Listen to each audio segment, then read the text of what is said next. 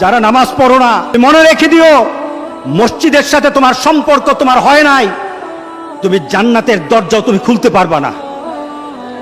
তুমি এখনো বেনামাজি, এখনো সকালবেলা তুমি ঘুমাও, এখনো তুমি আল্লাহকে ভুলে আছো, এখনো তোমার কাছে তওবার কথা তোমার চিন্তাতে আসে নাই।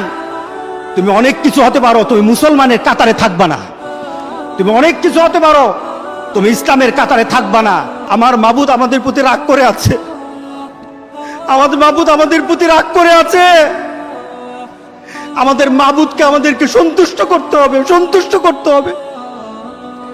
যিনি গজব দিয়েছেন উনি আমাদেরকে বাঁচাবেন। আমরা আমাদের মাবুদকে রাজি করতে হবে। আমরা তওবার মাধ্যমে আল্লাহকে রাজি করতে আর চেষ্টা হব। গোটা পৃথিবীর মুসলমান, আর সময় নাই, আর সময় নাই। আপনি এখন বাংলাদেশের রাস্তাঘাটে হাঁটেন, এমন পরিবেশ যেন আল্লাহ না করে, জোরে বলে আল্লাহুম্মা আমিন।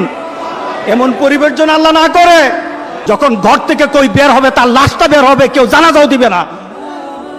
এমন হয়ে যাবে যদি আল্লাহকে সন্তুষ্ট না করতে পারেন, এমন হয়ে যাবে। সুতরাং আমরা আল্লাহর কাছে প্রাণ বলে আজকে কাঁদি। আল্লাহু আল্লাহু আল্লাহু আল্লাহ।